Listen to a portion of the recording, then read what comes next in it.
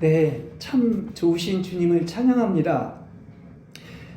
저희 교회는 계속해서 이렇게 시리즈로 영적인 사람, 영에 속한 사람을 이야기하고 있습니다. 그래서 이것이 이제 오늘은 23번째 시간인데 아마 제가 보기에는 한 40번 정도까지 나갈 것 같아요.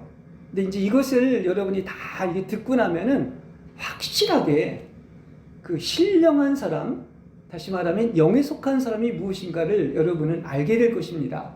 그래서 아마 말씀은 한 번 듣고 끝나는 것이 아니라 계속 먹고 또 소화하고 되새김질을 해야 돼요. 그래야 완전히 살아있는 내 말씀이 됨으로 말미암아 그야말로 이러한 영적인 사람으로 여러분 축복받았다는 것, 이게 얼마나 대단한 것임을 여러분 체험하는 여러분 되시기를 바랍니다. 오늘 이 시간은 이제 계속해서 그 영에 속한 아주 특별한 세 가지의 기능이 있다는 것을 이야기를 했습니다. 그래서 첫 번째는 직감인 것이고요. 이거 다시 말하면 계시라고 얘기할 수 있고, 그다음에 이제 두 번째는 뭐죠?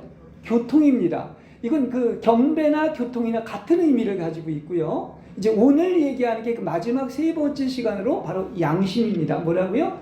양심. 그래서 양심도 중요하기 때문에 두 번에 걸쳐서 여러분에게 말씀을 드리겠습니다. 자, 첫 번째로 믿는 이의 양심입니다. 우리 믿는 이의 속임, 그 영에서 가장 그 내면의 깊은 곳에서 이렇게 나오는 소리가 있는데, 그 소리가 어떤 소리냐고 하면 그것이 양심의 소리입니다. 인간이 왜 탁월한 존재이냐고 하면은 인간한테만 영이 있고 그 안에서 그 양심의 소리가 나온다고 하는 사실이에요. 그래서 우리 뭐 믿지 않는 사람도 뭐에 따라 살아야 된다? 양심에 따라 살아야 된다. 이렇게까지 이야기를 하고 있습니다. 그래서 양심은 직감과 교통과 함께 아주 독특한 영의 기능으로서 우리 내면에서 들려오는 그 양심의 음성이 있습니다. 그래서 여러분은 하나님을 잘 따르는 길은 여러분 속에서 들려오는 양심의 소리를 듣는 여러분들 되시길 바랍니다. 우리 그 한국 사람들한테 가장 많이 읽혀지는 시 중에 하나가 그게 있죠. 윤동주의 서시에 보면은 하늘을 우러러 한 점 부끄러움이 없기를 잎새에 이는 바람에도 나는 괴로워했다, 이렇게 얘기하고 있습니다. 이 부끄러움은 없는 인생, 그러니까 우리 믿는 이는 우리가 하나님의 어떤 기준, 영광에 이르지 못할 때 반드시 양심의 불안을 느끼며 우리의 잘못을 지적하며 책망하는 것이란 말입니다. 그렇죠. 이 양심이 살아있기 때문에 그런 것을 알 수 있어요. 그러니까 우리 믿는 이는 거듭난 후에 양심이 다시 살아나는 겁니다. 그죠? 회복되는 거예요.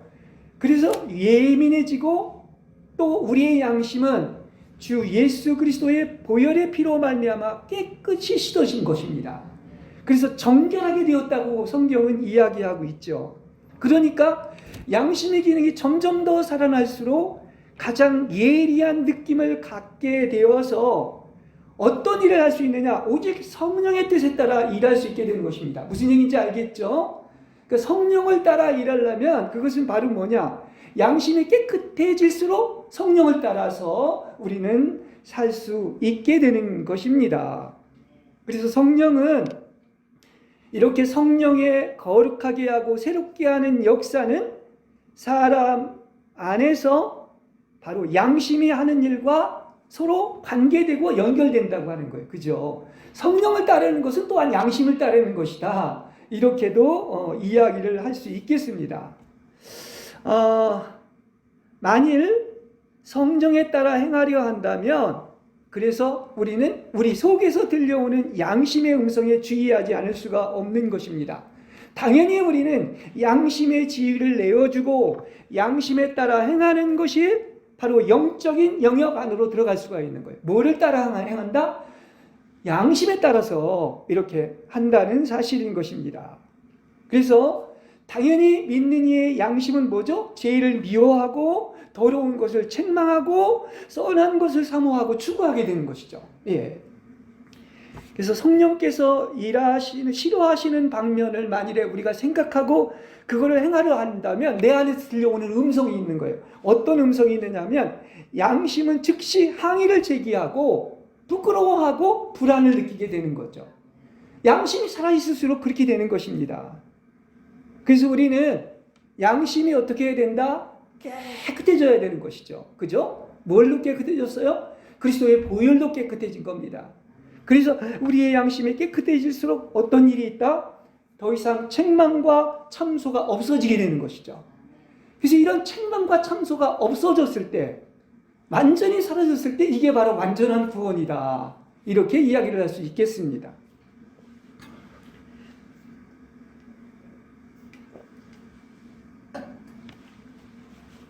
제가 이제 양심에 대한 설교를 준비하다가 그 양심하면 물론 모든 믿는 이들이 아주 양심의 기능이 아주 예민하고 깊어진 사람들이라고 얘기할 수 있는데 이 좋은 예화가 될 것 같아서 그 루터에 대해서 말씀을 좀 드리겠습니다. 루터의 신앙을 한마디로 요약을 한다고 하면 양심 신앙이에요. 양심 종교라고 이렇게 이야기를 할 수가 있겠습니다. 그래서 그는 이제 자기의 죄의 문제를 해결하지 못해서 수도원에 들어갔는데 너무나 많은 여러 가지 규정이 있는 거예요. 근데 이런 규정을 실천하면서도 내가 구원받을 수 있겠는가를 의심해내서 그의 양심을 깊이 건드렸습니다. 자꾸 이런 모든 규정들을 실천했는데 자기 양심에는 이게 허락을 안 하는 거예요. 내가 이렇게 해서 구원을 과연 얻을 수가 있는 것인지. 그래서 자기의 문제를 해결할 수가 없습니다. 이런 거 다 실천을 해도. 그래서 하도 내재 하면서 그냥 순간마다 가서 이건 이제 천주교 당시는 그랬기 때문에 그 스승한테 내재 하면서 고백을 하니까 좀 한꺼번에 몰아가지고 와서 죄를 고백하라고 할 정도로 자기 죄의 문제를 해결하지 못해가지고 그렇게 시간만 있으면 이렇게 이런 죄를 고백했다는 사실을 이렇게 이야기를 하고 있습니다.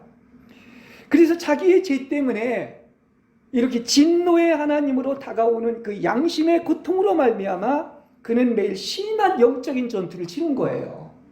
이게 바울의 어떤 그 생애에서 그걸 그대로 우리에게 가르쳐주고 있습니다. 왜냐하면 내 양심에 들려는 하나의 음성이 있는데 성경과 일치하지 않는 많은 잘못된 성례들이 있는 것입니다. 그때 당시엔 7성례라고 있었거든요. 근데 그게 다 7개 중에 2개를 빼놓고는 성경하고 맞지 않는 겁니다. 그리고 당시는 이 스콜라 신학의 전제를 가지고는 해결 못하는 여러 가지 문제들이 있었어요. 그러니까 스콜라 신학에서 얘기해주는 교리와 사상으로는 과연 내가 이렇게 한다고 해서 구원을 얻을 수 있을까 하는 심한 고통에 빠져들어간 것을 알 수 있습니다. 그 가장 대표적인 쉬운 예를 하나 든다고 하면 그게 바로 뭡니까? 그 면벌부라고 하는 사제권이죠. 그죠? 이 면죄부를 산다고 하면은 예? 지옥에서 천국으로. 그때는 연옥도 있었기 때문에 그 죽은 당신의 조상의 연옥이 땡그랑 헌금을 드리는 순간에 천국으로 올라간다는 이런 얘기를 한 겁니다. 근데 이거를 긍정할 수가 없는 거예요. 뭐가 긍정을 못했느냐? 내 양심 안에서 이게 긍정이 안 되는 거야. 이건 말도 안 되는 소리인데 무슨 얘기인지 이해가 하죠. 이런 것입니다. 이게 역사적인 실제적인 사건을 얘기해 드리는 겁니다. 그러니까 이게 알면 알수록 성경을 보면 볼수록 이렇게 엄청난 진리인 하나님의 말씀을 땅으로 끌어내려가지고 지금으로 얘기한다면 완전히 인본주의가 돼버렸고 그래서 하나님을 하나님 되게 해야 되는데 하나님을 하나님 되게 하지 못한 겁니다. 그리고 하나님의 지혜는 오직 예수 그리스도인데 그 초점인 그리스도에서 벗어나고 있는 거예요. 그 대표적인 것이 바로 뭐냐? 그 루터의 신학은 십자가의 신학입니다. 십자가의 어떤 진리의 정점이 있는 것을 봤어요. 그런데 당시에 어떤 천주교에서 얘기하는 것들은 세상의 지혜와 영광으로 구원을 얻으려고 하는 이런 영광의 신학을 전했습니다. 그렇죠? 그리고 얼마나 그때의 어떤 교권의 힘이 있었냐고 하면 당시 온천하를 지배하고 모든 민중의 황사까지도 마음대로 관할할 수 있는 게 당시의 어떤 교황이나 어떤 로마 천주교의 세력이었던 것입니다. 천주교 자체를 미워한 게 아닙니다. 잘못된 교리 때문에 그런 거예요. 그래서 로마 가톨릭의 교회에 정면으로 부정을 내렸고 그릇된 가르침에 도전한 것인데, 그것이 바로 뭐다? 이 속에서 내면에서 들려오는 무슨 것에 따른 것이다? 양심의 소리에서 그런 일이 일어났다는 사실. 무슨 얘기인지 아시겠죠? 그런 것입니다. 우리한테도 여러분 항상 보면은 내 안에서 하라 하지 말라 하는 내면의 양심의 소리가 들리는 거예요. 그렇지 않습니까? 그래서 이렇게 뭐 그때 당시나 지금이나 마찬가지입니다. 세속화되고 이렇게 순수성을 잃고 세상에 익숙한 그냥 겉만 화려하고 피상성에서 벗어나가지고 오직 뭘로? 오직 한 번 그 예수 그리스도, 십자가에 못 박힌 예수 그리스도, 이걸로 돌아가야 된다. 어? 그게 바로 뭡니까? 이게 양심의 절규에서 나오는 무슨 신앙이다? 양심신앙인 거야. 종교개혁이 딴 데서 일어난 게 아닙니다. 그죠? 뭐 이상한 거, 신비한 걸 보고 일어난 것이 아니라 도저히 양심에서 어긋났기 때문에 이렇게 정말 양심의 절규에서 나온 것이 종교개혁이다 하는 것을 알 수가 있습니다. 하나님은 불을 던지러 이 세상에 왔다고 그랬는데, 여러분 그 불 중에 하나가 생명의 불이고 양심의 불입니다. 여러분에게는 양심의 불이 있는 거예요. 그래서 양심의 불을 밝히고 양심의 지옥과 같은 고통을 통하여 나온 것만이 참된 진리인 것이고, 그래서 무너져가는 교회를 다시 세우게 되는 거예요. 그래서 시대마다 역사마다 하나님께서 그런 사람들을 보내주셔서 본래의 교회로 만드셨는데, 무너져가는 교회를 바로 세우셨는데, 그게 꼭 역사마다 500년마다 1000년마다 한 번씩 나오는 거야. 무슨 얘기인지 아시겠죠? 그래서 우리 신약에서도 보면은 그 시대에 예를 들어서 프란시스코라고 하는 분을 여러분 알 겁니다. 그분에게 하나님의 음성이 들린 거야. 내 무너져가는 교회를 다시 세우라고 했죠? 그래서 그렇게 거룩한 그야말로 성자가 나오게 된 것입니다. 이런 점에서 본다고 하면 세 가지 얘기했는데, 이 양심도 얼마나 중요한지 몰라요. 이게 영에 속한 부분은 다 귀한 거야. 계시도, 직감인 계시도 귀하고, 또 뭡니까? 교통, 경배도 중요한 것이고 양심도 중요한 것이다 하는 것입니다. 아마 사람들이 정말 진실로 양심만 따른다고 해도 세상은 벌써 개혁이 됐을 겁니다. 그것을 얘기해 주고 있어요. 그래서 양심이 왜 이렇게 중요하냐고 하면, 여러분 하나님을 대면하고 영혼으로 인도하는 다리가 뭐다? 바로 그게 양심인 거야. 오늘 설교를 들으면서 양심이 이렇게 중요한 것이구나 하는 것을 다시 한번 깨닫기를 바랍니다. 예. 우리 신앙에는 정말 양심에 한 점 부끄러움 없이 양심에 따라 살아가는 분들이라고 얘기를 할 수 있습니다.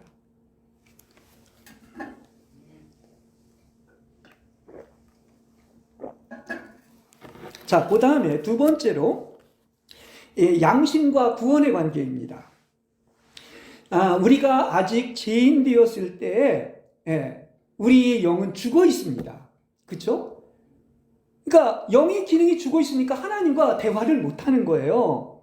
근데 사실은 영이 죽어 있다고 하는 것은 우리의 양심도 죽고 정상적인 기능을 발휘하지 못하고 있는 겁니다. 언제 양심이 정상적이 되느냐? 여러분이 예수 믿고 거듭났을 때 양심이 정상적인 기능으로 돌아오는 거야. 그죠? 그래서 점점 더 밝아지는 것입니다.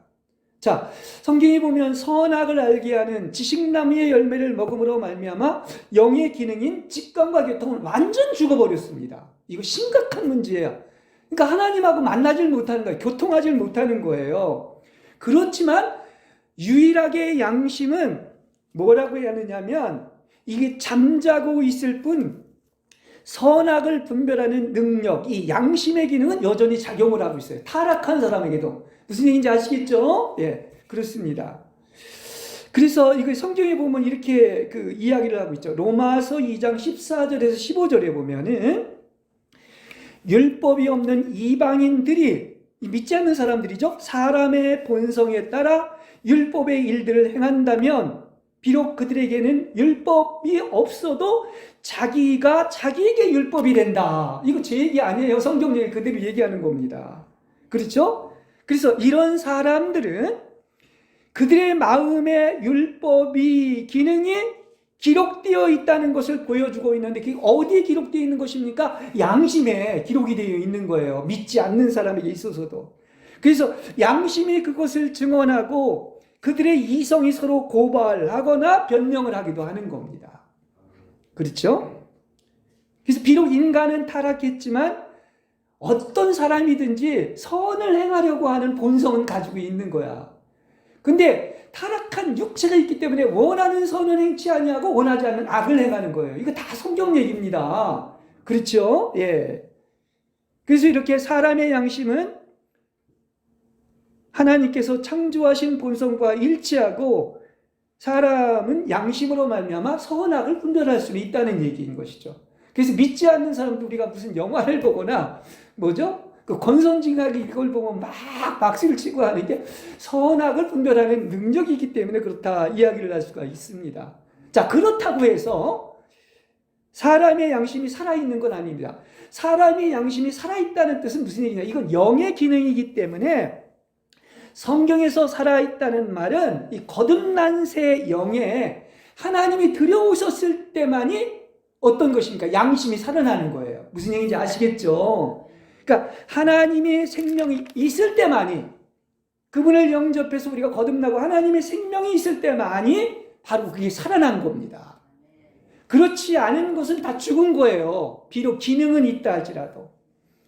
그래서 양심은 여전히 활동을 하기 때문에 성령님은 어떤 일을 먼저 하실까요? 먼저 양심을 깨우는 일로 구원의 일을 시작하시는 것입니다. 여러분이 거듭나고 나면 양심을 깨웁니다. 성령이, 말씀이 양심을 깨우는 거예요. 그래서 마음대로 살았지만 마음대로 살지는 못합니다. 그죠? 그걸 알 수가 있는 거예요. 그래서 그분은 양심을 감동시키고 진동케 하며 양심에 비추시어 나를 보게 하는 거야. 내가 어떤 존재인가. 그래서 다 잘나고 내가 의인인 줄 알았는데 이미 내가 율법을 범했으며 나의 의로운 율법의 요구를 절대 응할 수 없음을 알게 되는 것입니다. 그렇죠? 네. 그래서요, 양심이 죄를 시인하고 하나님을 믿지 않는 죄를 시인을 한다면 당연히 우리는 어떻게 되겠는가? 가슴을 치고 나를 탓하면서 오직 하나님의 은혜만 구하게 되는 거예요. 그렇죠? 예. 이거 아멘이 나와야 할 얘기인데 그렇습니다. 자, 누가복음 18장 13절에 보면 그런 얘기를 하죠. 스스로 옳다 하는 바리새인은 그야말로 내가 다 이런 일 했고 옳다고 얘기를 하고 있지만은 그의 기도와 다른 하나의 세리의 기도를 한번 들어보시기 바랍니다. 그 세리는 뭐라고 기도했느냐면 감히 멀찍이 서서 눈을 들어 하늘을 우러러보지도 못하고 다만 가슴을 치며 말했습니다. 하나님이여 불쌍히 여기소서. 나는 죄인으로소이다. 이게 빚을 받은 사람들의 특징인 거야. 그죠? 예. 빚이 없는 사람은 소경이기 때문에 여전히 나는 의인이라고 착각을 하고 있는 거야. 빚이 오면 어떻다? 나 같은 죄인이 없다는 겁니다. 그래서 가슴을 칠 수밖에 없는 거예요. 그렇죠? 예. 이제 이것이 바로 예수님이 말씀하신 것이 뭐냐면 성령이 오시면 제일 먼저 하는 일이 뭡니까? 그렇죠? 책망하는 일이에요. 그죠?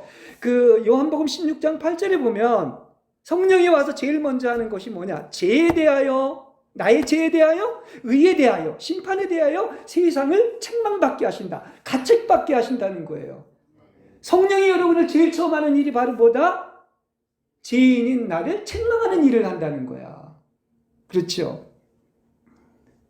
그래서 이렇게 성령이 나를 이렇게 책망하는 이런 일을 받아들이면 그는 구원을 얻는 거야.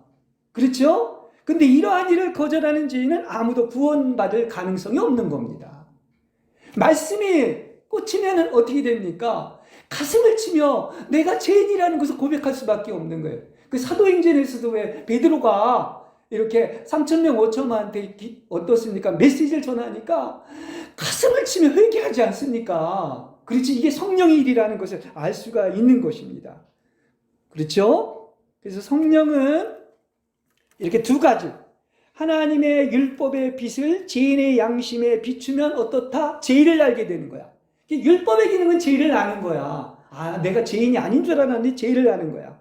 또한 복음의 빛을 사람의 양심에 비추면 어떻게 되는가? 여러분은 구원받게 되는 것이죠. 예, 이걸 얘기하고 있습니다. 자, 히브리서 9장 14절. 이게 너무 중요하니까 한번 같이 한번 읽어보겠습니다. 히브리서 9장 14절 한번 같이 보겠습니다. 예.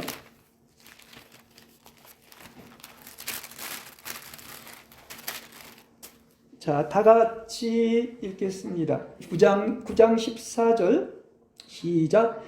하물며 영원한 성령을 힘입어 자기 몸을 흠없는 제물로 삼아 하나님께 바치신 그리스도의 피야말로 더욱더 우리의 양심을 깨끗하게 해서 우리로 하여금 죽은 행실에서 떠나서 살아계신 하나님을 섬기게 하지 않겠습니까? 이렇게 얘기하고 있습니다.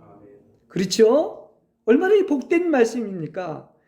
주 예수님이 피를 흘리심으로 말미암아 우리가 당연히 받아야, 죄로 말미암아 유죄 판결 갖고 지옥 가야 되는데 이걸 주님께서 대신 형벌을 다 감당하기 때문에 더 이상 참수가 없다는 얘기예요. 그러니까 얼마나 예수 그리스도의 보혈이 중요한 것입니까? 여러분이 참수받지 않는 비결은 어디에 있다? 예수님의 보혈인 거예요. 여러분의 공로가 아니라는 말입니다. 그걸 얘기하고 있는 거예요. 그러니까 주 예수님의 보혈은 우리가 하나님 앞에 어떻게 할 수 있다? 담대히 설 수가 있는 거야.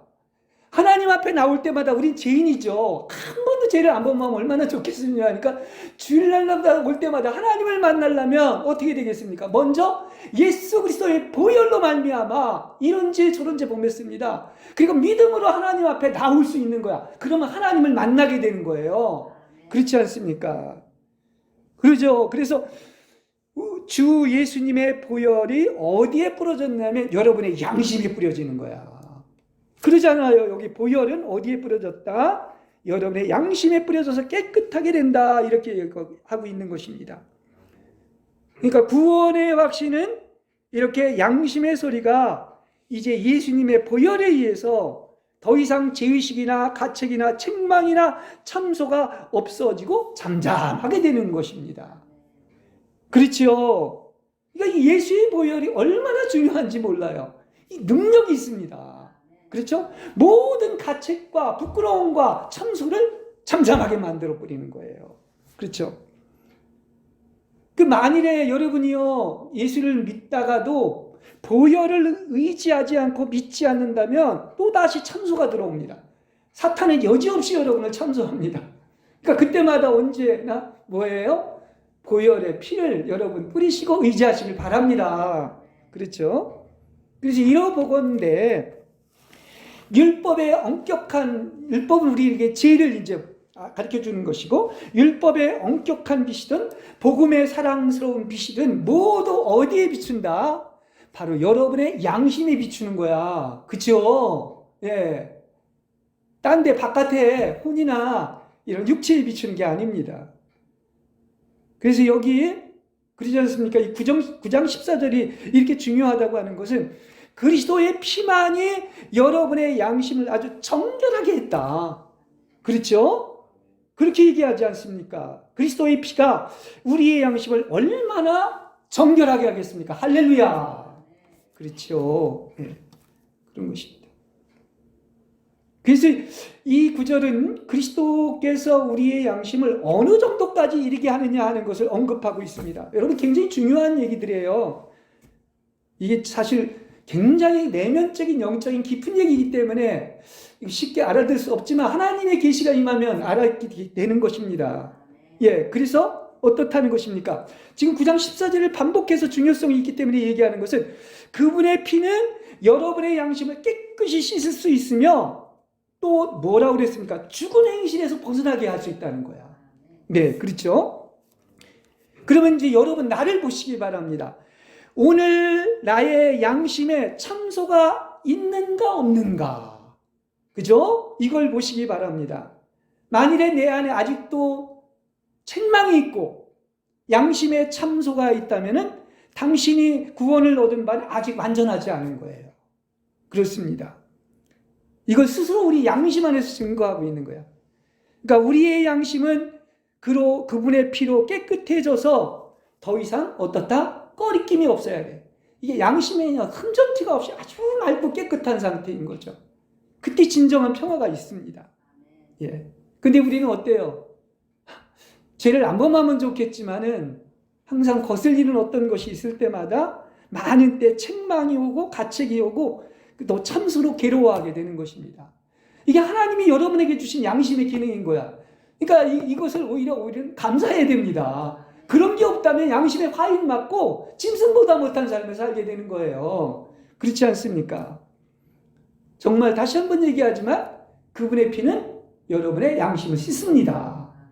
이것만이 여러분의 양심을 씻는 거야. 다른 것은 안 돼요. 그래서 우리의 양심은 그분의 피로 깨끗하여져서 더 이상은 자책이 없어지는 거죠.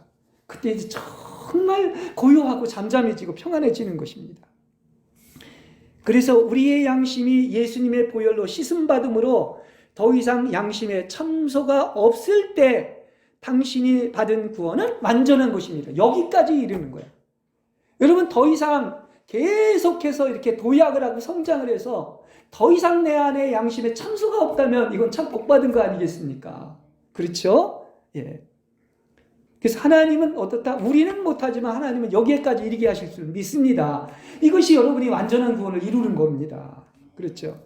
그래서 우리는 양심에 참소가 있을 때마다 뭐 하라고요? 딴 데로 가지 마시고 오직 예수님의 보혈을 뿌리시고 의지하시면 되는 것입니다. 그러니 하나님 앞에 나와서 어떤 식으로 하나님을 대면하고 교통할 수가 있는 거예요.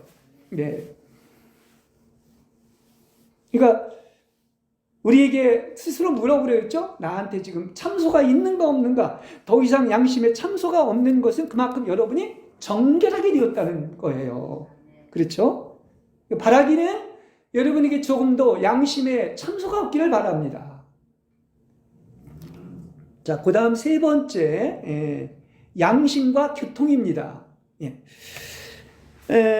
그리스도의 피는 양심을 깨끗하게 하는 데나 죽은 행실을 버리고 살아계신 하나님을 섬기게 하는데 얼마나 큰 힘이 된다고 얘기했죠.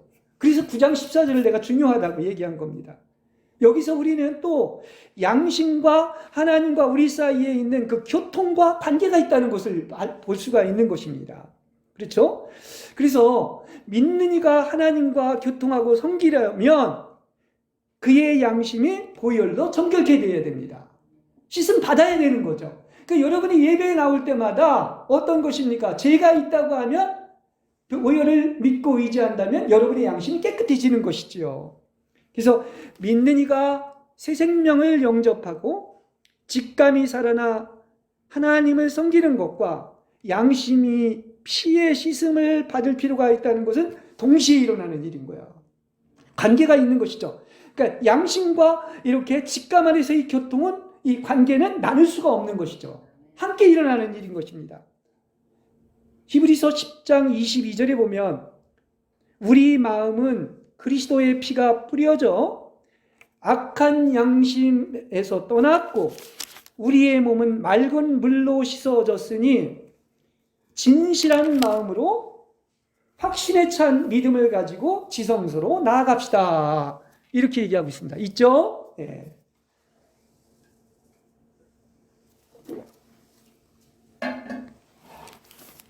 여기 이제 나아간다는 이런 말을 하고 있는데 여러분 믿지 않는 자는 하나님 앞에 나아갈 수 없습니다.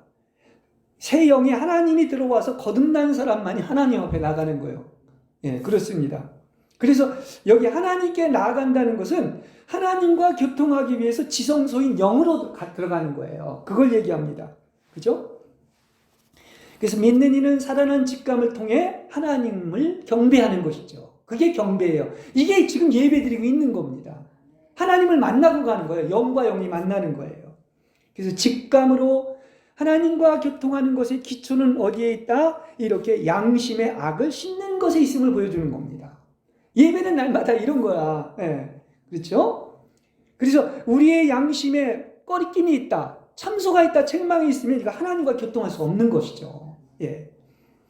양심에 꺼리낌이 있을 때 믿는 이는 누가 뭐라고 하지 않아도 스스로 송사를 받고 양심과 연결된 직감은 영향을 받아서 하나님 앞에 담대하게 나아가지 못하는 것입니다. 아마 엄청난 죄를 범하고서 하나님께 그냥 담대히 나가는 사람은 없을 거예요. 그죠? 예. 그래서 믿는 이는 자기 양심에 어떤 참소도 없어야 하고 주님의 보혈로 자신의 죄가 속량받았으며 어떤 것도 그를 대적할 수 없다는 것을 알아야 됩니다. 무엇 때문에? 그리스도가 다 이루시고 피를 흘리셨기 때문에 그런 것입니다. 그래서 우리는 하나님과 자유로운 교통을 가질 수가 있는 것입니다. 뭐를 믿는 거야? 올 때마다 그리스도의 보혈에 의지하는 거지요. 그래서 믿는 이는 양심에 작은 꺼리낌도 없고 죄의식이 없어야 하늘로 향할 힘이 생기는 거예요. 양심이 깨끗해야 되는 것입니다. 로마서 8장 33절에서 34절을 보면 이런 얘기를 나옵니다. 이런 사람의 특징을 얘기하고 있는데요. 이렇게 누가 감히 하나님께서 선택하신 사람들을 고발하겠습니까? 의롭다 하신 분은 하나님이십니다. 누가 감히 유죄 판결을 하겠습니까? 우리를 위하여 죽으셨을 뿐만 아니라 살아나셨고 지금은 하나님의 우편에 계시며 또한 우리를 위하여 중보기도 하시는 분은 그리스도 예수님입니다. 이렇게 예수님의 보혈에 의지해서 여러분 하나님이 여러분을 이처럼 사랑하셨다는 사실을 믿으시길 바랍니다. 누가 감히 여러분을 고발하고 정죄하겠냐는 거야. 피를 흘리신 그리스도가 있고 그분이 나의 모든 것을 변호해 주시기 때문인 것입니다. 그래서 이렇게 지금 어떻게 얘기를 하다 보니까 보혈이 계속 강조가 되고 있는데 이 예수님의 보혈은 아무리 강조해도 지나치지 않습니다. 왜냐? 그분은 단번 속죄로 우리를 죄에서 구속하셨을 뿐만 아니라 언제나 보혈로 양심이 깨끗이 씻음을 받고 이제 조금도 꺼리낌이 없이 정결하게 되어서 어디에? 아까 지성소로 나아간다고 그랬죠. 지성소의 속죄덮개인 은혜의 보좌 앞에 담대히 나아가서 하나님과 교통할 수 있는 것입니다. 이런 길을 하나님이 마련해 주신 거예요. 할렐루야. 그죠? 얼마나 복됩니까? 하나님께 직통으로 이제 나아갈 수 있는 거예요. 누굴 통해서? 그리스도라는 다리를 통해서 십자가를 통해서 그냥 하나님께 갈 수 있는 성전의 기장이 찢어지면 지성소로 들어가는 거 아니겠습니까? 네. 자, 이제 마지막 네 번째입니다. 자, 루터의 얘기를 다시 또 반복하는데 여러분에게 좀 어렵게 들릴 수도 있어요. 예. 하나님의 긍휼이 임하길 바랍니다. 네 번째는 양심의 지옥과 같은 고통의 체험입니다. 자, 우리 믿는 이가 어떻게 하나님을 알고 얻고 발견하게 되는가? 여러분 다 하나님을 믿는 게 하나님을 아는 거 아니겠습니까? 그죠? 그분을 만나고 얻게 되는 거죠. 발견하게 되는 거죠. 그럼 우리는 성경에 나와 있는 것을 봐야 되고 성자들의 생애를 보면 알 수가 있어요. 성경에 나와 있는. 근데 성자들의 생애는요, 지금 양심에 대해서 얘기하는데 아주 양심이 깨끗하게 돼서 더 이상 참소가 없고 아주 정결한 거예요. 양심의 기능이 살아있는 자들입니다. 그러니까 여러분은 영적으로 성숙하면 성숙할수록 어떻게 된다? 양심의 기능이 살아나는 거야. 그렇죠? 예. 예, 바울이 이제 로마서 9장 1절에서 그렇게 얘기합니다. 나의 양심이 성령 안에서 나와 함께 증언하여 줍니다. 이렇게 얘기하고 있습니다. 그러니까 사도 바울은 모든 일이 있어서 지금 뭐가 증언한다는 거예요? 나의 양심이 성령 안에서 나와 함께 증언하고 있다. 이렇게 얘기하고 있는 겁니다. 그렇죠? 이렇게 영 속에 있는 양심은 조건이나 목적에 구애받지 않는 하지 말라고 하는 이 절대적인 명령을 내리는 거죠. 그렇습니다. 그래서 모든 인간의 행위가 뭐에 의해서 지배되어야 된다? 양심에 따라야 되는 거예요. 양심에 의해서 지배받는 거예요. 그죠? 이렇게 늘 사시기 바랍니다. 살려면 아멘 들어야 되는데, 그죠? 그렇지 않습니까? 그래서 양심에 이렇게 지옥과 같은 고통을 겪는 자가 천국에 가깝습니다. 이게 무슨 얘기냐고 하면 이렇게 이런 고통을 겪으면서 양심에서 여러분은 정화가 되는 것이고 거룩해지는 거예요. 하나님을 만나는 거예요. 그 더러운 추악한, 아까 그랬죠? 어떤 빛이 비치면은 나같이 추악하고 더러운 죄인이 없다고 얘기를 하고 있는데, 그걸 아는데 이러려고 하면 양심의 고통이 따르게 되는 것이고, 그럴수록 깨끗해져서 거룩해진다는 사실이에요. 그래서 이런 말이 있습니다. 그리스도의 영은 천국에 오르는데 그냥 오르는 게 아니죠. 여러분, 그리스도의 영은 천국에 오르기 전에 무슨 일이 있었냐면 십자가를 지셨습니다. 그 다음에 또 바로 올르셨을까요? 아니죠. 지옥에 내려가셨습니다. 그 다음에 3일 만에 부활하시고 하늘로 승천하셨습니다. 이 과정이 있는 거야. 그냥 바로 그냥 천국에 간 게 아니란 말입니다. 그럼 믿는 이인 우리도 마찬가지인 거야. 예수님이 그걸 본으로 보여주셨기 때문에 십자가를 지고 지옥에 내려가야 천국에 올라가는 것입니다.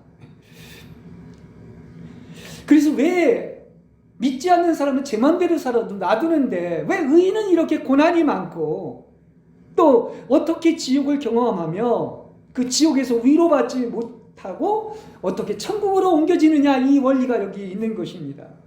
그러니까 우리가 영광에 이르는 노정은 그냥 바로 다이렉트로 가는 것이 아니라, 우리 흔한 얘기로 그 부활은, 영광에 이르는 것은 반드시 뭐가 앞에 있다? 십자가가 있는 거야. 그러니까 십자가에서 예수님을 보면 지옥으로 가셨고 지옥에서 천국으로 갔다. 이게 영광에 이르는 노정인 것입니다. 그렇죠? 그래서 이것은 궁극적으로 뭐 하기 위한 것이다? 여러분을 지옥 보내려고 하는 게 아니라 천국으로 이끌기 위한 과정인 거예요. 그렇죠? 예. 하나님이 일하는 건 우리 인간의 생각과 방법과는 다릅니다. 이질적인 일들을 통해서 하시는데, 하나님은 더욱더 여러분을 파괴하실 때 그만큼 더 구원하시는 거예요. 십자가에 못 박을수록 하나님이 여러분을 구원하신다는 사실이에요. 그렇죠? 그래서 하나님은 사랑하는 자 믿는 이를 오랜 시간 흑암 속에 들어가게 하시고 마치 하나님께 버림받은 것과 같습니다. 그건 하나님께 달려있는 거예요. 그렇지 않습니까? 그렇죠? 그래서 진짜 하나님을 잘 믿고 하나님이 사랑하는 자일수록 철저히 파괴하십니다. 죽기까지 하십니다. 죽기까지 하십니다. 이건 무슨 얘기냐? 옛창조에서 겉사람을, 자아를 완전히 파쇄시키는 거야. 죽이는 일을 하는 거예요. 그렇죠? 그래야 하나님으로 부활하는 것이죠. 그리스도로만. 그래서 우리는 이 일이 어떻게, 정말 어떤 방법으로 발생했는지를 알아야 됩니다. 아까도 얘기를 했지만, 빛에 의해서 내 자신이 폭로되고 양심의 책망을 받게 되면 어떤 일이 생기느냐? 절대로 요만큼도 자기를 구하거나 자기 영광을 드러내거나 자기를 자랑할 수가 없는 거예요. 나 같은 죄인, 자신이 얼마나 누추하고 악하며, 나는 당연히 뭐 해야 된다? 빛이 비춰질수록 그 미세한 조그만 죄까지도 보이기 때문에 당연히 정죄받고 지옥 가야 할 존재임을 발견하게 되는 거예요. 대단히 중요한 얘기입니다. 아, 나야말로 내가 지옥에 가야 되는구나.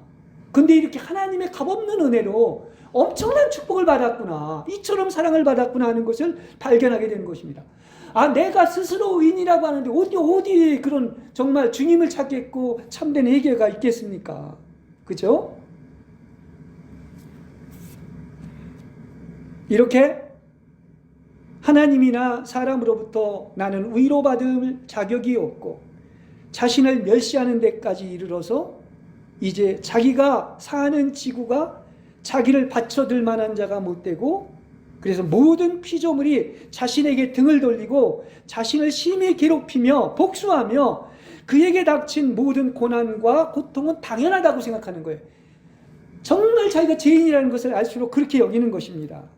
그리고 이것조차도 실상에 비추어 보면 영원히 나는 이루어져야 하고 징벌받고 지옥에 떨어져서 마귀의 발판이 되어야 한다고 생각하는 것입니다. 이걸 알면 할수록 여러분은 구원에 이르는 거야.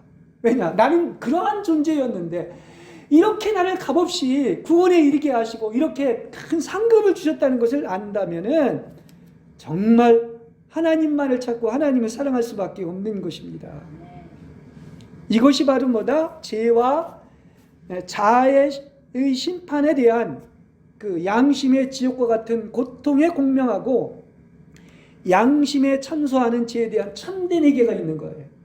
그 죄라고 하는 것을 우리가 알았다고 한다면 그때만 회개하는 것이 아니라 그 루터의 지금 얘기를 하고 있지 않습니까? 루터가 이제 95개의 논조를 그 비텐베르크 성에다 붙였는데 그 1조가 뭐냐고 하냐면 1조가 뭐냐면 믿는 자들의 전생에는 계속 뭐가 되어야 된다? 참회해야 된다고 얘기하고 있습니다. 양심이 더 살아날수록 우린 회개할 게 많아요. 그 평생 회개해야 되는 것입니다. 그러니까 처음 예수 믿을 때만 회개의 세례를 받는 것이 아니라 어디 정도까지 회개해야 된다? 이제 죄와 육체와 자아가 완전히 끝나고 오직 하나님만 기쁘시게 하고 하나님께 영광을 올릴 때까지 해야 그것이 바로 참된 회개인 거야. 완전에 이를 때까지 회개를 하는 거야. 회개하는 여러분 되시길 바랍니다. 그냥 설교에서 얘기하는 그런 일반적인 회개가 아닌 거예요. 완전히 이를 때까지 우리 회개해야 되는 거야. 그렇죠? 그래서 우리는 이 세상에서 지옥 겪으면 저 세상에선 어떻습니까? 천국에 들어가고 이 세상에서 마음껏 누리고 천국을 겪으면 저 세상은 지옥 가는 거야. 이렇게 쉽게 표현할 수가 있는 겁니다. 그렇죠? 우리는 이 세상에 사는 동안 지옥에 들어가는 사람은 지옥의 때가 지난 후엔 반드시 어디로 들어간다? 그래서 천국에 들어가는 것입니다. 할렐루야. 그렇죠? 그러나 이 땅에서 겉사람이 처리받지 못하고 세상 향락을 누리고 자기 보좌에 하나님이 앉아있지 않고 자기 영광을 구한다면 그 사람은 반드시 지옥 가는 거예요. 네, 이 원리가 있습니다. 그래서 이 땅에서 흑암과 십자가와 지옥을 경험한 후에야 이렇게 천국의 맛을 볼 수가 있는 것입니다. 그것도 천국의 맛을 미리 보는 거야. 어떤 사람? 지옥에 들어갔던 사람. 흑암과 십자가를 거친 사람은 이 땅에서 그야말로 어떤 것입니까? 천국을 미리 맛보는 것입니다. 그래서 그 사람이 이제 어떻게 될까요? 더 이상은 자신의 것은 하나도 구하지 않고 오직 영원한 선밖에 구하지 않고 오직 주님의 기쁨과 영광만을 구하게 되는 것입니다. 이게 완전히 이르는 거야. 그러면 그때는 어떤 일이 있느냐? 오직 영원한 평화와 기쁨과 감사와 안식과 충만과 환희의 분깃을 받고 천국에 들어가게 될 줄로 믿습니다. 여러분은 지금 그 맛을 보고 있습니까? 이 과정을 통과한 사람은 그 맛을 누리는 거야. 내 세를 이미 끌어들여가지고 천국의 맛을 보고 사는 거예요. 어렵지 않죠? 예.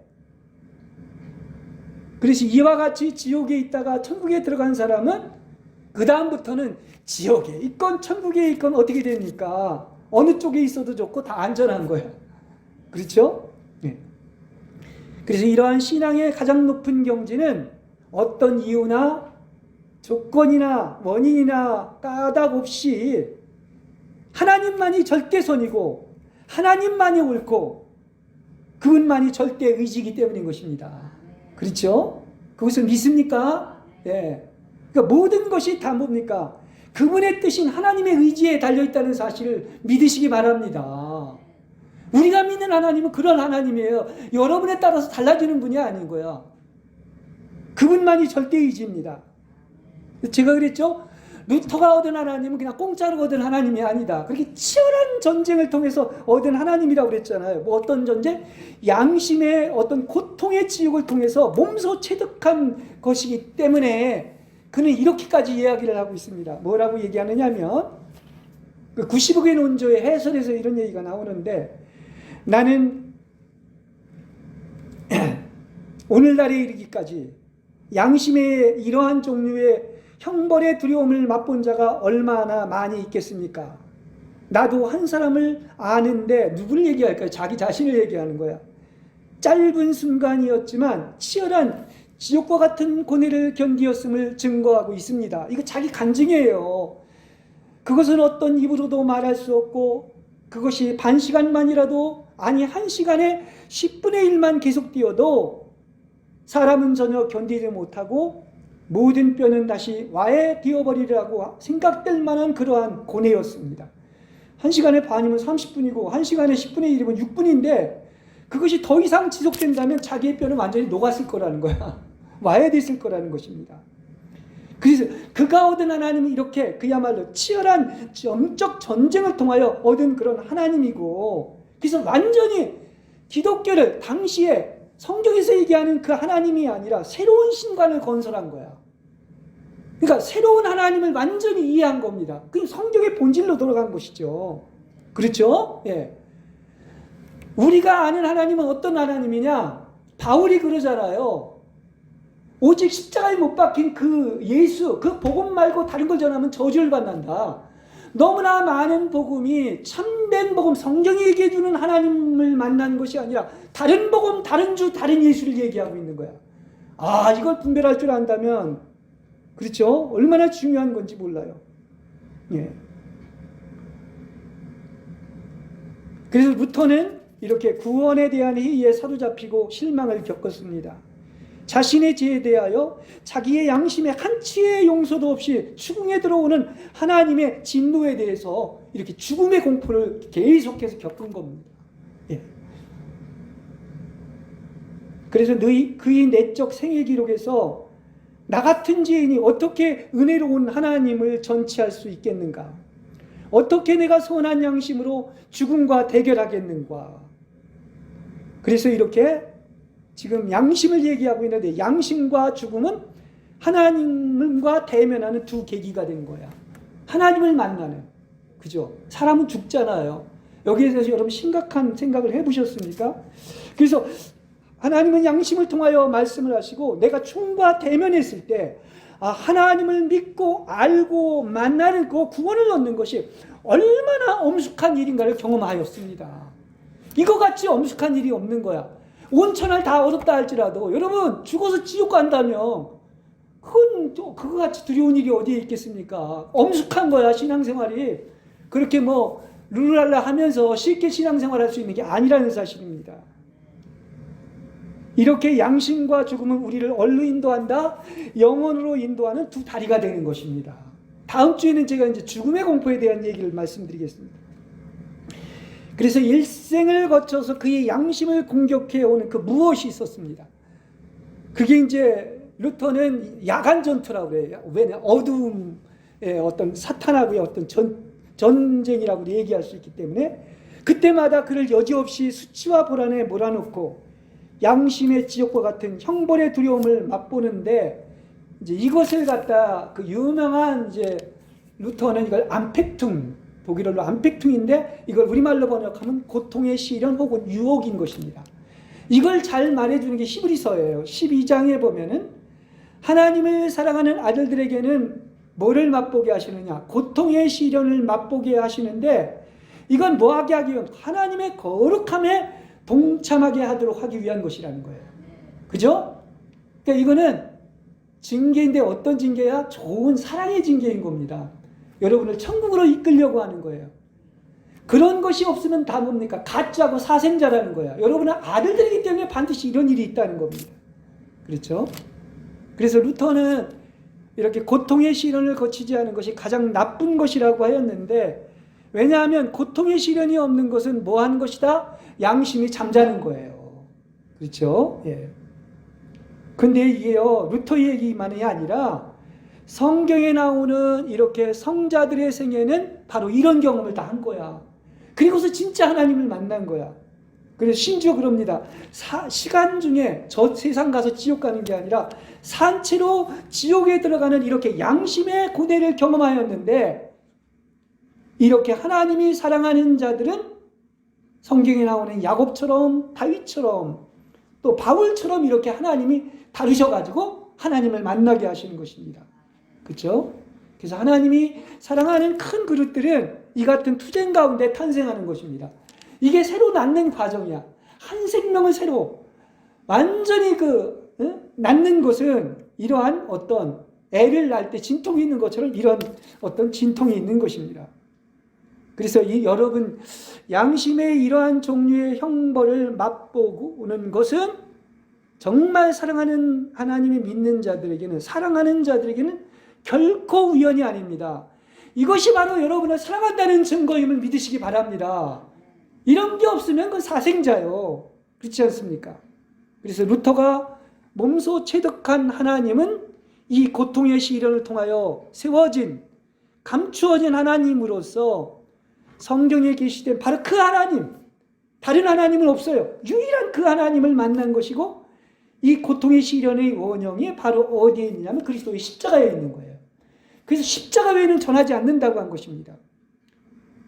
왜 죄가 없으신 그리스도께서 이 땅에 오셔가지고 그 고난의 생애를 또 사시고 마지막에 뭐라고 그러냐면 나의 하나님 어찌하여 나를 버리셨나이까. 이게 바로 시련의 고통을 당하는 거예요. 그죠? 고통의 시련을 당하는 거. 그리고 심지어 죄의 저주를 경험하시고 그 다음에 그걸로만 끝난 게 아니죠. 음부인 지옥에 내려가신 것입니다. 그 다음에 부활을 하신 거예요. 그렇죠. 그러니까 복음은 그냥 기록된 것이 아니야. 반드시 뜻이 있죠. 그럼 바로 뭡니까? 그리스도의 영은 천국에 오르시기 전에 먼저 어디로 가야 됐다? 지옥에 내려가야 된 것입니다. 우리 믿는 이도 마찬가지인 것입니다. 지옥에 내려간 후에야 천국에 들어가는 것이죠.